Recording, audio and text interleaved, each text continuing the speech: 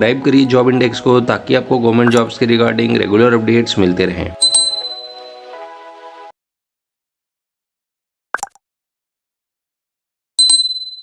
इस वीडियो में हम डिस्कस करेंगे कि एयरमैन जो इंडियन एयरफोर्स को ज्वाइन करता है उसकी वर्क लाइफ कैसी होती है ज्वाइन करने के बाद।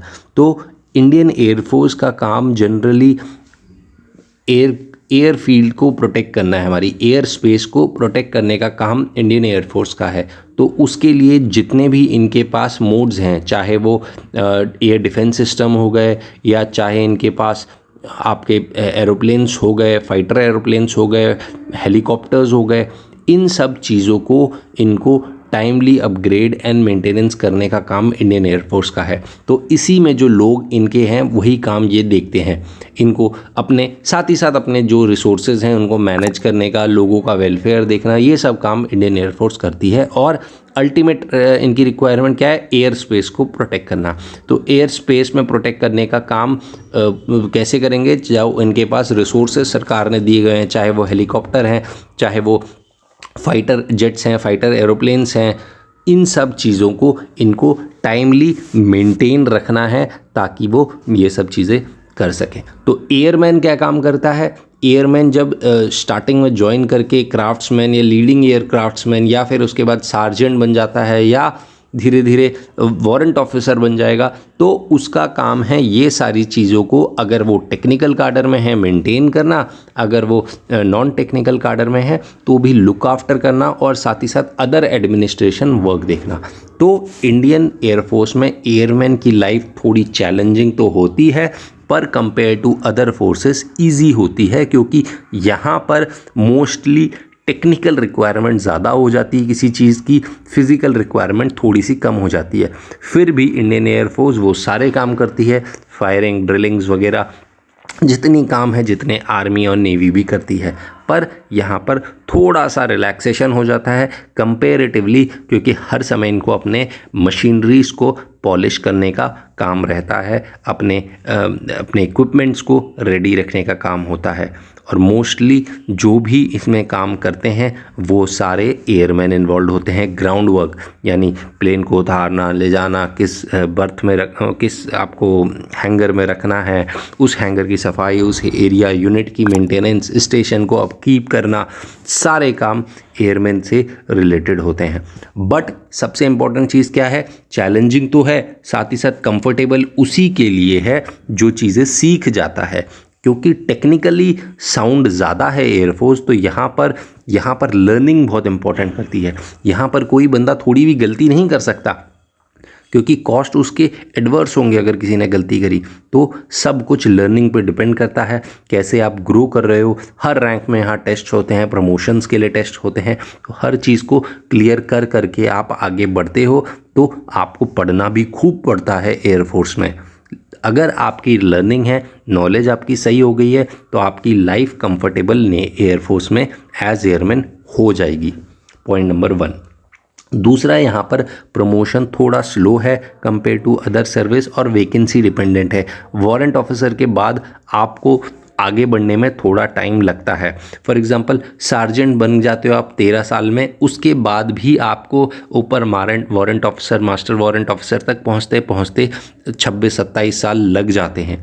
एक्स ग्रुप क्योंकि टेक्निकल ग्रुप है तो थोड़ा यहाँ पर फ़ायदेमंद है लोगों के लिए, थोड़ा सा जल्दी प्रमोट हो जाते हैं। पर वहाँ पर भी सारी प्रमोशन सब कुछ टेस्ट परफॉर्मेंस कोर्सेज पे डिपेंड करता है, कैसे आप सर्टिफाइड हो, कैसे आपका हर रैंक के बाद दूसरे रैंक के लिए जो टेस्ट्स होने हैं उसमें आपकी परफॉर्मेंस कैसी है, सब कुछ उस पर डिपेंड करता है और वैकेंसीज उसके बेसिस पे होती है। थोड़ा सा फ्लेक्सिबल वर्किंग आवर्स होंगे आपके एयरमैन के, जो शायद कईयों को अच्छे ना लगें, बट जो इनकी वॉच सिस्टम होती है उसमें थोड़ा बहुत आप कभी रात को 1-2 बजे आ रहे हो, 12 बजे तक काम कर रहे हो, या फिर दिन में 3-4 बजे आ रहे हो, रात को 10-11 बजे तक काम कर रहे हो, ऐसी वॉच सिस्टम में आपको काम करना पड़ सकता है depending on unit to unit requirements. क्या रिक्वायरमेंट्स हैं आपके यूनिट की, ये आपके लिए थोड़ा सा नया हो सकता है।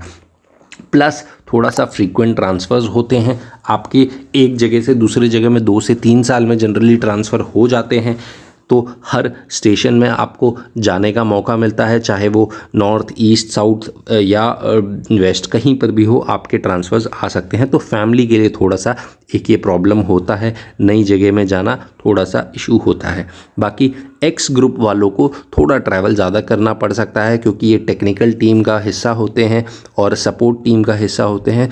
तो जहाँ जहाँ पर इनका स्क्वाड्रन के किसी फ़्लाइट का मूवमेंट है या कहीं जाना है तो इनको उधर अक्सर जाना पड़ेगा और इनकी रिक्वायरमेंट उधर होती है। एज अ सपोर्ट यूनिट ये हर सब अपने एयरप्लेन के मूवमेंट के साथ, हेलो के मूवमेंट के साथ एक जगह से दूसरे जगह जाते हैं। अगर A to B किसी एरोप्लेन या हेलो को उड़ना है तो इन लोगों को भी ग्राउंड के साथ दूसरे मोड्स के साथ इधर जाना पड़ेगा, अगर ये उसमें बैठ के नहीं जा सकते। तो इनका भी मूवमेंट फ्रीक्वेंट होता है और इनकी ट्रैवलिंग थोड़ी सी फ्रीक्वेंट है। फिर थोड़ी सी प्राउड जॉब तो है, साथ ही साथ अर्निंग भी अच्छी है, क्योंकि आपको अच्छा पेमेंट मिल रहा है कंपैरेटिवली। अगर आप देखोगे सिविल वर्ल्ड में नॉलेज अच्छी मिल रही है, टेक्निकल आपको थोड़ा सा साउंड ज़्यादा होने को मिल रहा है, रिस्पेक्ट आपकी अच्छी है, प्लस इनसाइड द सर्विस आपकी रिस्पेक्ट, जैसे मैंने बताया, नॉलेज डिपेंडेंट होगी। अगर आपको काम आता है तो आपकी रिस्पेक्ट है, अगर आपको काम नहीं आता तो आपको सीखना पड़ेगा, अदरवाइज़ थोड़ा सा आपके लिए डिफ़िकल्ट हो जाता है।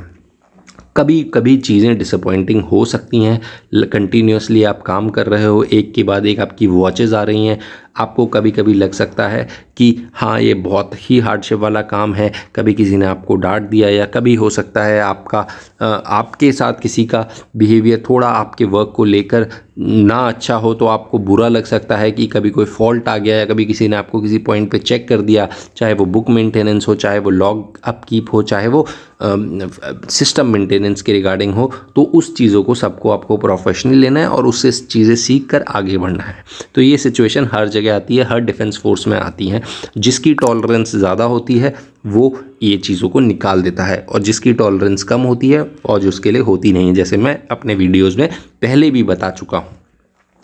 एयरमैन सोल्जर के बराबर होता है। अगर आपको नहीं पता एयरमैन क्या होता है, एयरमैन जो आर्मी में सोल्जर होता है उसके बराबर होता है। ये पॉइंट हालांकि मेरे को सबसे ऊपर रखना चाहिए था, बट मैंने बीच में रखा। बट फिर भी आपको अब पता अगर नहीं है तो airman is equivalent to soldier. जो आर्मी में सोल्जर भर्ती होके जाते हैं वैसे ही एयरमैन होता है। एयरमैन कोई ऑफिसर नहीं होता, अबव रैंक नहीं होता। नेवी में इसी के बराबर सेलर होता है, और CAPFs में कांस्टेबल, हेड कांस्टेबल, ये सारे लोग होते हैं। तो आप एयरमैन हैं जो इंडियन एयरफोर्स में ज्वाइन कर रहे हैं।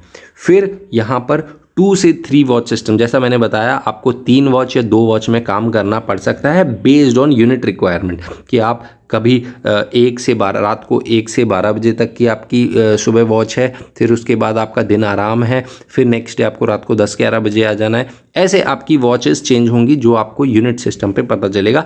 ये सारी चीज़ डिपेंड करती है कि आपकी यूनिट किस इवेंट के थ्रू जा रही है। कहीं वहाँ इंस्पेक्शन है, कहीं यहाँ किसी के राउंड्स होने वाले हैं, या कोई इवेंट है, और तो इन सब चीज़ों के लिए आपका शेड्यूल थोड़ा सा चेंज हो जाता है और एक फ्लेक्सिबल वर्किंग स्टाइल आ जाता है। कभी कभी ये हेक्टिक लग सकता है, बट कोई नहीं, आपको अच्छी पेमेंट मिल रही है, आपको टेंशन फ्री रहना है, तो ये आराम से निकल जाएगा।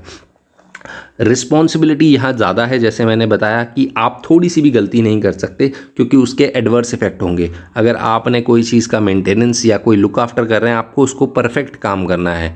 हर चीज़ का एडवर्स इफेक्ट कुछ भी हो सकता है, और उस समय सीधे आपकी जो लॉग बुक्स हैं वो सारी देखी जाती हैं कि किसने यहाँ पर थोड़ी सी गलती करी। तो प्रोफेशनली बहुत ही आपको अच्छा होना है। साथ ही साथ आपको इधर एक्सपोजर बहुत मिलता है, बहुत कुछ सीखने को मिल सकता है। आप जम्मू कश्मीर में कभी पोस्टेड हो, कभी राजस्थान साइड पोस्टेड हो, कभी दिल्ली साइड पोस्टेड हो, कभी आप ईस्ट में अरुणाचल प्रदेश साइड पोस्टेड हो, तो हर जगह आपको सीखने को बहुत कुछ मिलेगा।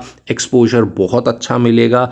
अलग अलग एरियाज़ में घूमोगे नेशन के, गोवा भी जाओगे, आपको कार निकोबार भी पोस्ट करा जा सकता है। तो हर जगह आपको बहुत ही ज़्यादा लर्निंग मिलेगी और आप बहुत ज़्यादा एक्सपोजर लोगे, घूमोगे भी बहुत ऑल ओवर द नेशन। 5-6 साल की सर्विस में ही आप 4-5 स्टेट घूम लोगे नेशन के, अपने देश के। स्ट्रेसफुल होगा, एट टाइम्स आपको कभी कभी लगेगा मैं क्यों कर रहा हूँ, आपको स्ट्रेस थोड़ा आएगा। एक्स ग्रुप में ज़्यादा आएगा, टेक्निकल काडर में जो लोग हैं उनको ऐसा लगेगा जब सैटरडे संडे को भी कभी कभी उनको काम करना पड़े किसी ग्लिच के कारण, किसी प्रॉब्लम के कारण, बट ये रेयरली होता है। किसी रूटीन के कारण जनरली उनको वीकली रूटीन, हर आवर्स के बाद कुछ ना कुछ रूटीन करने होते हैं, 10 आवर्ली रूटीन, 20 आवर्ली रूटीन। तो एक्स ग्रुप वालों को थोड़ा सा लग सकता है कि हाँ हमें हेक्टिक लाइफ मिली है, बट कंपेरेटिवली वाई ग्रुप के उनको पेमेंट भी ज़्यादा मिल रही है इस चीज़ के लिए।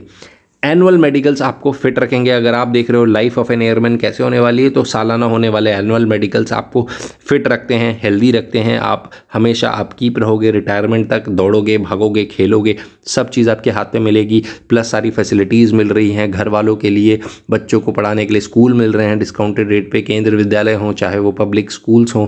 तो आपके लिए अच्छी अपॉर्चुनिटी मिल रही है। लाइफ ठीक ठाक है एयरमैन की, अच्छी लाइफ है। इन केसेस मैं बोलूँ कि अगर आप देखो कि 12वीं के बाद आपको सीधे इतना अच्छा अपॉर्चुनिटी मिल रही है, प्लस डिप्लोमा कराने के बाद अगर आप एक्स ग्रुप में जा रहे हो तो आपको अच्छी पेमेंट मिल रही है। तो ऑल एंड ऑल जब आप 20 साल की सर्विस करने के बाद या पेंशनेबल सर्विस करने के बाद रिटायर होकर आते हो तो आपको अच्छी लाइफ मिलती है एयरमैन की इंडियन एयरफोर्स में। तो आई होप आपको कुछ आइडिया मिला होगा जो मैं इस वीडियो में बताना चाह रहा हूँ। वीडियो अच्छी लगी तो वीडियो को लाइक करना, कोई और क्वेरी है तो कमेंट करके हमसे अपनी क्वेरी पूछ लेना। Thank you.